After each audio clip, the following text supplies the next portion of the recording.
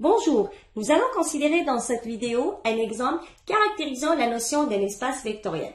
En effet, on voudrait montrer que Rn, muni de l'addition et de la multiplication par un scalaire, est un espace vectoriel. Pour ceci, on a la définition suivante. On appelle l'espace vectoriel tout ensemble non vide V constitué d'objets appelés vecteurs sur lequel sont définies deux opérations, l'addition et la multiplication par un scalaire, vérifiant les 10 axiomes suivants. Pour tout UV et W des vecteurs de V et CD des réels, nous avons les 10 axiomes notés par A1 jusqu'à A10. Donc, on aura à vérifier ces 10 axiomes pour l'espace Rn. Voyons ça ensemble. On a Rn constitué de n-uplets x1 jusqu'à xn, tels que x1 jusqu'à xn sont des réels. À la première propriété, on voudrait montrer que si l'on a deux vecteurs u et v de Rn, alors leur somme reste dans Rn. Donc, en considérant le vecteur x1, xn comme étant u et y1, yn comme étant le vecteur v, alors, en additionnant terme à terme, on obtient le vecteur x1 plus y1 jusqu'à xn plus yn. x1 et y1 sont dans R, alors leur somme reste dans R. Même chose pour le terme xn plus yn. Maintenant, en notant x1 plus y1 comme étant A1 et xn plus yn comme étant AN, on obtient le vecteur noté par A1 jusqu'à AN qui est dans Rn. Ainsi, on peut montrer que si l'on considère deux vecteurs de Rn, alors leur somme reste dans Rn. À la deuxième propriété, on aura à considérer deux vecteurs u et v de Rn et montrer que u plus v égale à v plus u. Calculons d'abord la somme de u plus v. Donc, on obtient, en additionnant terme à terme, le vecteur x1 plus y1 jusqu'à xn plus yn. x1 et y1 sont dans R. On sait que l'addition est commutative dans R, ce qui fait qu'on peut réécrire ce terme comme étant y1 plus x1.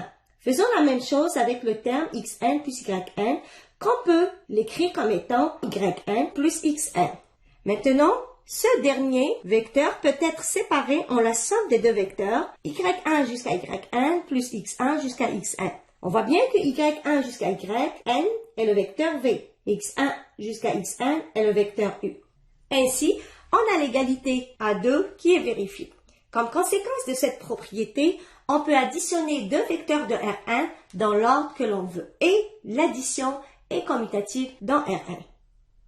À la propriété A3, on veut montrer que si l'on considère trois vecteurs uv et w de Rn, alors u plus v plus w égale à u plus v plus w.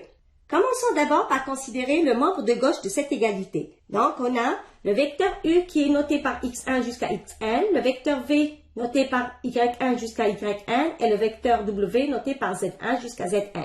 Donc, on aura dans un premier temps à calculer la somme des deux vecteurs u et v. On obtient ainsi le vecteur x1 plus y1 jusqu'à xn plus yn plus le vecteur z1 jusqu'à zn. Additionnant terme à terme, on obtient le vecteur suivant. x1 plus y1 plus z1 jusqu'à xn plus yn plus zn. Notons ici qu'on a négligé les parenthèses qui existent entre x1 et y1 vu que l'addition est associative dans R. Donc, au second membre de cette égalité, on aura donc à calculer dans un premier temps la somme des deux vecteurs v et w. Donc, on obtient ainsi le vecteur x1 jusqu'à xn plus le vecteur y1 plus z1 jusqu'à yn plus zn. Additionnant terme à terme, on obtient le vecteur suivant. x1 plus y1 plus z1 jusqu'à xn plus yn plus zn. De la même façon, on a négligé les parenthèses qui existent entre y1 et z1 vu que l'addition est associative dans R. Ainsi, on a la propriété A3 vérifiée, c'est-à-dire que l'addition est associative dans Rn. Passons maintenant à la propriété A4. En considérant un vecteur u de Rn, on veut montrer que u plus le vecteur nul égale à u. Donc, on aura en fait le vecteur u qui est noté par x1 jusqu'à xn et le vecteur nul qui est 0 jusqu'à 0. Additionnant terme à terme, on obtient le vecteur x1 plus 0 jusqu'à xn plus 0. Quand 0 est l'élément neutre de l'addition dans R, x1 plus 0, ça donne x1 et x1 plus 0 donne xn. On obtient ainsi le vecteur x1 xn qui n'est autre que u. Voyons maintenant la propriété A5. Donc, on veut montrer que le vecteur u plus le vecteur moins u égale au vecteur nul. Moins U est appelé l'opposé de U. Donc, on aura ainsi x1 jusqu'à xn plus le vecteur moins U qui est noté par moins x1 jusqu'à moins xn qui est égal à x1 moins x1 jusqu'à xn moins xn, ce qui donne le vecteur nul 0 jusqu'à 0. À la sixième propriété, on considère un scalaire C de R et un vecteur U de Rn et on veut montrer que le produit CU reste dans Rn. Donc, on aura le produit C multiplié par le vecteur x1 jusqu'à xn. Dans un premier temps, on va multiplier la constante C par chaque terme de ce vecteur. On aura ainsi Cx1 jusqu'à Cxn. Posons maintenant Cx1 comme étant B1 et Cxn comme étant Bn. On obtient ainsi le vecteur noté par B1 jusqu'à Bn qui est dans Rn. À la propriété A7, on voudrait considérer deux vecteurs U et V de Rn et C un scalaire de R et montrer que le produit C multiplié par U plus V égale à CU plus CV. Considérons d'abord C multiplié par la somme des deux vecteurs U et V. Dans un premier temps, on aura à considérer d'abord l'addition des deux vecteurs. On aura ainsi C multiplié par le vecteur x1 plus y1 jusqu'à xn plus yn. Maintenant, multiplions chaque terme de ce vecteur par la constante C. On aura ainsi le vecteur cx1 plus y1 jusqu'à cxn plus yn. En utilisant la distributivité, on obtient le vecteur cx1 plus cy1 jusqu'à cxn plus cyn. Ce dernier peut être décomposé en la somme des deux vecteurs cx1 jusqu'à cxn plus cy1 jusqu'à cyn. On a ainsi la propriété A7 qui est vérifiée. À la propriété A8, on voudrait considérer deux scalaires C et D et U un vecteur de Rn. On va montrer que C plus DU égale à CU plus DU. Donc, commençons par considérer le terme C plus D multiplié par x1 jusqu'à xn. Donc, on aura à multiplier chaque terme par C plus D. On aura ainsi C plus D x1 jusqu'à C plus D xn. Utilisons maintenant la distributivité de l'addition dans R, on obtient Cx1 plus Dx1 jusqu'à Cxn plus Dxn. Ce vecteur peut être décomposé en la somme des deux vecteurs Cx1 jusqu'à Cxn plus Dx1 jusqu'à Dxn. Ainsi, on a la propriété A8 qui est vérifiée. Voyons maintenant la propriété A9. Considérons deux scalaires CD de R et U un vecteur de Rn. On aura à montrer que le produit CD multiplié par U égale à C multiplié par DU. On considère dans un premier temps CD multiplié par le vecteur U qui est ici x1 jusqu'à xn.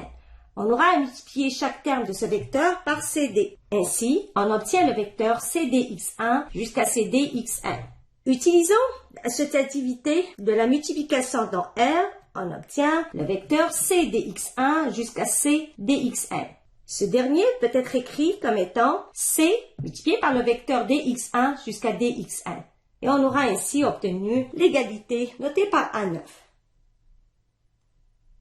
Finalement, on a la propriété A10 où l'on considère un vecteur U de Rn. On veut montrer que 1 multiplié par U égale à U. Donc on aura 1 multiplié par le vecteur x1 jusqu'à xn égale à 1 multiplié x1 jusqu'à 1 multiplié par xn. On sait que 1 est l'élément neutre de la multiplication dans R. Ainsi, 1x1 égale à x1 et 1xn égale à xn. On obtient ici le vecteur x1 jusqu'à xn qui est le vecteur U. En résumé, nous avons pu montrer dans cette vidéo que Rn muni de l'addition et de la multiplication par un scalaire est un espace vectoriel, car pour tout vecteur UV et W de Rn et tout scalaire C et D, nous avons pu vérifier les 10 axiomes A1 jusqu'à A10. En effet, à travers ces axiomes, on a montré la fermeture de l'addition dans Rn, on a montré que l'addition est commutative, associative. On a vu aussi ajouter un vecteur nul à n'importe quel vecteur U de Rn dans le vecteur lui-même, additionner un vecteur U de Rn avec son opposé dans lieu à un vecteur nul. On a également montré la fermeture de la multiplication de Rn et aux axiomes A7 à A8, on a vu la distributivité par rapport à l'addition des vecteurs et la distributivité par rapport à l'addition des scalaires. On a aussi considéré l'associativité de la multiplication et on a montré que 1 multiplié par n'importe quel vecteur U de Rn dans le vecteur lui-même.